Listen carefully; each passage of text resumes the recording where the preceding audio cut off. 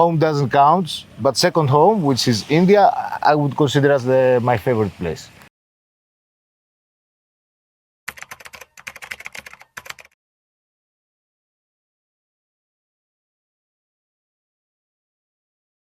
Enadio, hello! Enadio Tria! Hello guys, I'm Anastasio. My artist name is Tash. I'm a DJ, producer and founder of Movement Recordings, record label from Greece that was established in 2008. And you find me at this moment spending the season in Goa, one of my favorite places. I guess yours too. Yes, we actually love Goa. And you know, guys, we've been meeting Tash for the last few years. Yeah. We've been in some of his shows. Nice. We really have good fun with you. Thank you. We love Likewise. your music.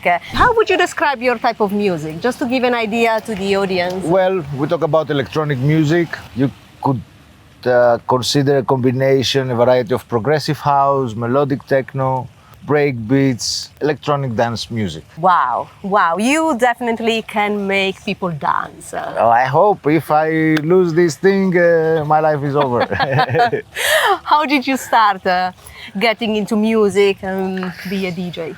How was your journey? Getting into music goes like a really, really long time back. Like since I was a child, I was always not really pushed, but helped from my parents to turn into art forms. I loved painting, and I loved painting especially under the music. So music was was playing important role in my life, since I was a very, very young child. And later on, the DJing started together with producing mainly. In fact, I started first having experiments as a producer, trying to make my own beats. That was in the late 90s, yes. And then in the early 2000, I think 2001, was my first official, professional club gigs.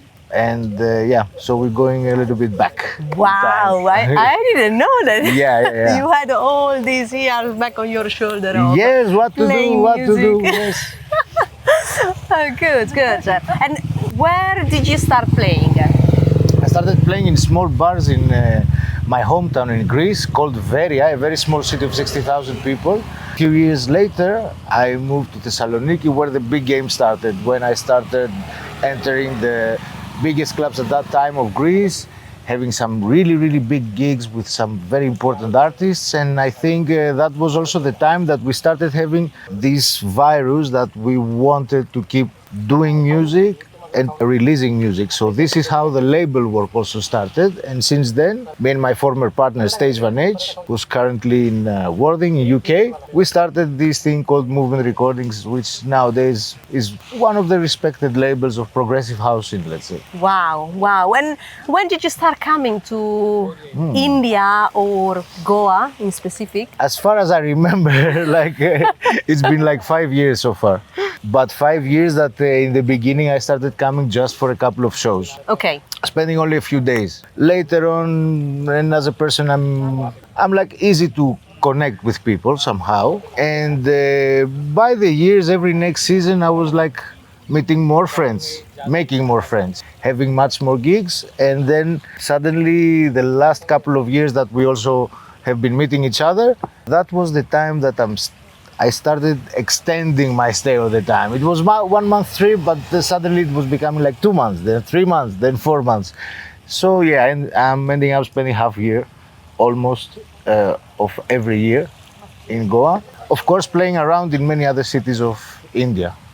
But you don't play only in India in those 6 months, Of course because not. I heard that you go even to Thailand, to Sri Lanka. Yeah. Sri Lanka is one of the forthcoming trips, as well as this year's Thailand tour. But I've been touring since long time back. I don't want to mention, but all around Europe, South America, Middle East. Wow. And Asia was the most recent kind of region. And India was the finest destination I could find. And I was very, very surprised, because I couldn't expect to find all these huge scenes and all these things that have been going on here. And where is your favorite place around the world to play your music? Yes, two are the hardest questions in my life.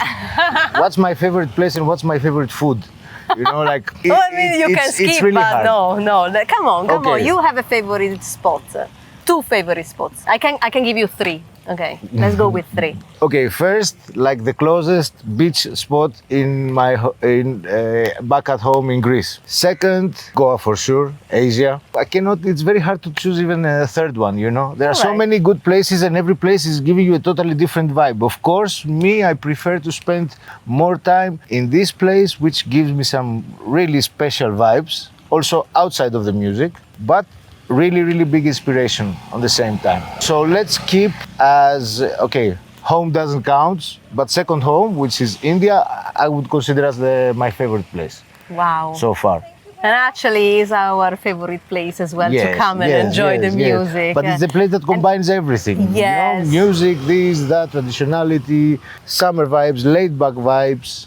Summer Friendships. Vibes. Yes. I mean, Strong it's friendships. beautiful when we come back every year and we just meet again with and, all the friends. And I'm sure that you already know that, since you've been roaming around all over India, that you have the feeling also that in Goa it's like a totally different state of mind in compared with the rest of the country. Of course. And I think that's the magic. Yeah, it's magic. Mystery and magic, yeah. I like the mystery one. Yeah. I never put it down like a mystery, but yes, you're right, absolutely. Yeah. So, do you have a memory of one of your favorite nights in Goa? Oof, how many nights? Most of the nights ending into mornings. Like I love that. I think it's countless. You know, I cannot say that I have my. It's exactly the same direction of answer with my favorite destination. Right. I cannot compare. There have been festivals with a huge capacity of people, and there have been small parties, private parties. Let's say sunset parties with like 50 people that could give you also a very special vibe. Yeah. So for this again, I'm so sorry I cannot respond to this question. I know I'm useless. Sorry. Next. Sorry. All right, so let's say that somebody wants an advice of where to get the best party in, let's say, Goa or India. What's your suggestion? That's a very hard question because things have changed a lot lately. Besides of things changing a lot, it depends on the personality of the person who is asking to give him the right option. Because as you know, you can go to Rajasthan, you can have like an amazing time in the desert, you see castles, this, that. You can go to Agra or to Delhi, you can go to Taj Mahal, you can go to Himachal Pradesh, totally different side. And you can come to Goa and you can be on the beach, like you can be in Morjim or you can be in Bagator and have like a terrific experience. But still for me, I would recommend the most laid back, easygoing and happy outdoor beach place, which in this case can be Goa. And there are destinations like Vagator, Anjuna and Morjim and Arambol, let's say, that you can have like some great events with great vibes and great people. Yeah, I agree, definitely. I know you were expecting something more specific, but sorry, I couldn't give the juice, you know. Nah, that's okay. Are you enjoying? Yeah, I'm good. I woke up because before I was very lazy, you know. I can see your face. When I said, shall we meet in an hour, you were like panicking.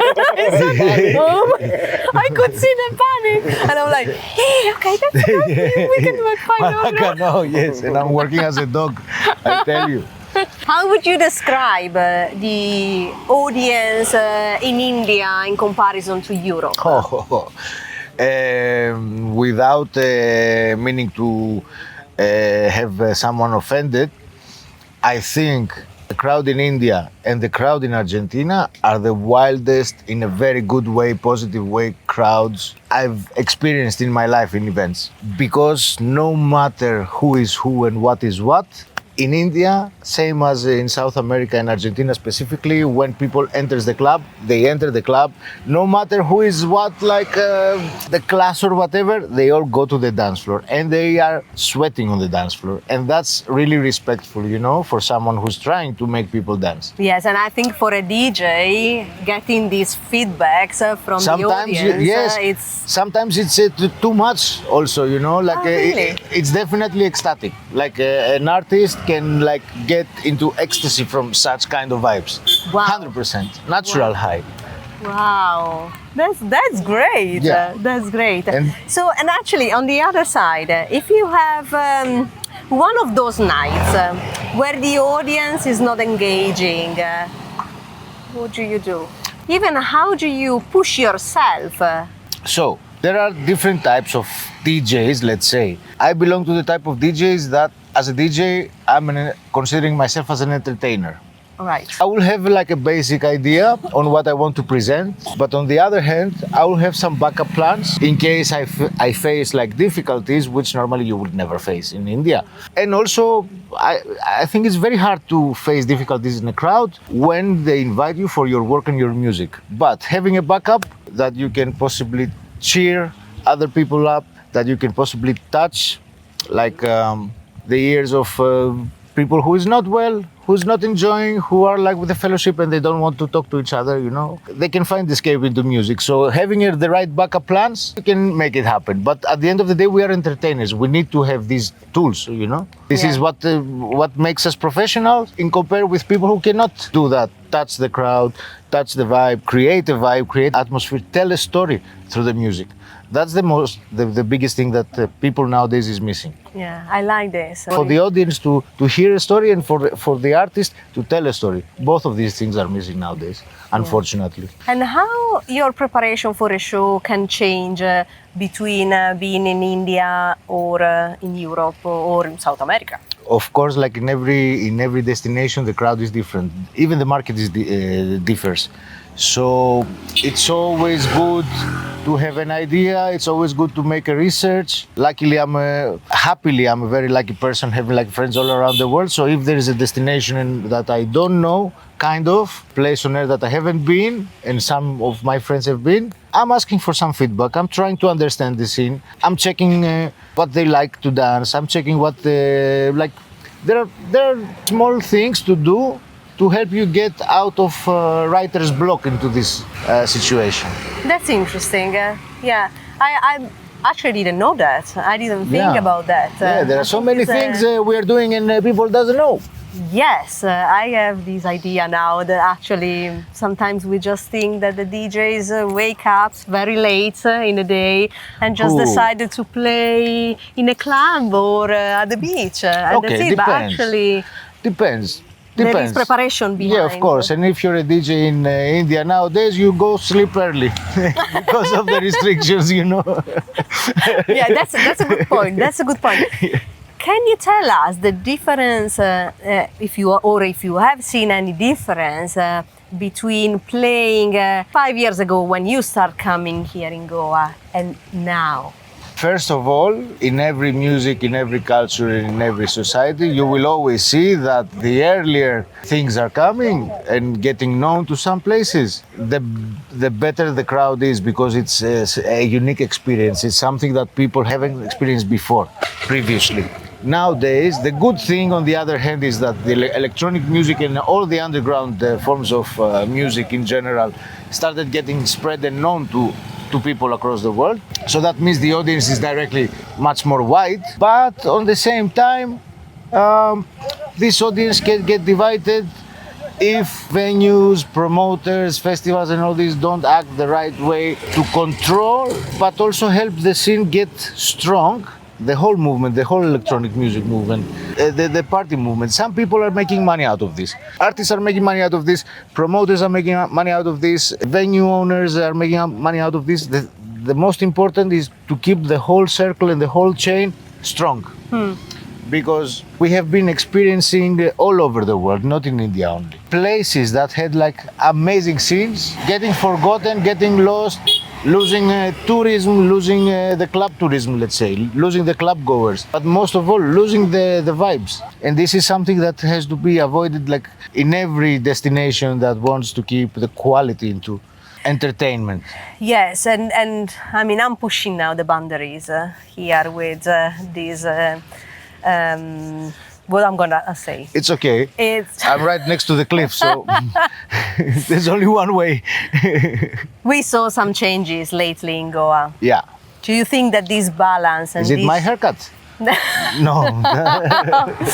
Do you think that this balance and this connection with all the parties that you mentioned is kind of missing here, and we need to do something to get our Goa back? I think we need to wait. We need to put some trust and goodwill into this, and we need all together to work into this.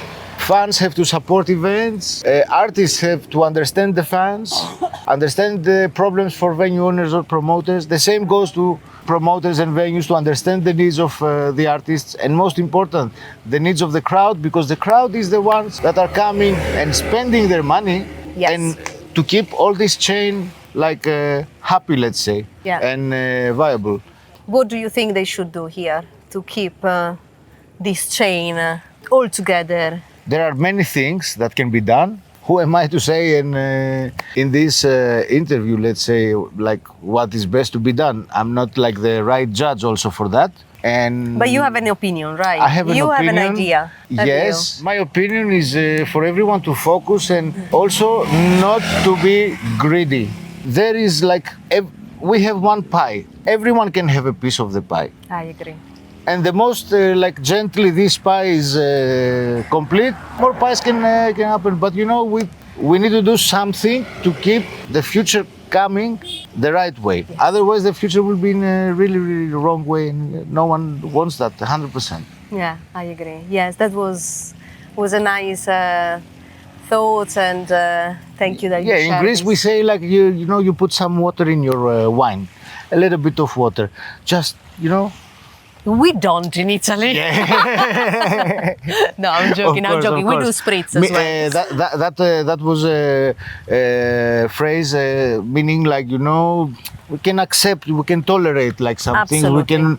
We can be like shanty with some things, not need to have everything. You know. Yeah, absolutely. Fantastic. So, Tash, it's been a pleasure. Likewise. Do you have anything else that you want to share with our audience that are following in this crazy adventure Yeah. across India? Sorry on guys, auto we rickshaw? tried to keep the sunset on, but we couldn't. No, but I think I'm gonna take my vehicle and go. Which vehicle? Not our Raja, right? Not our auto rickshaw. Do you have papers? Tash, it's been a pleasure. Thank you so much. Likewise, Thank you. Thank likewise. you. Guys, if you want to follow Tash around the world with his work, we'll put the link down there. And Please follow. yes, he's amazing. He's a really good guy and a really nice soul. Thank you so much. Yeah. Thank you so much. Oh, Tash, Nice to see you thank again in you, Goa. yes. Bravo. Bravo. Grazie.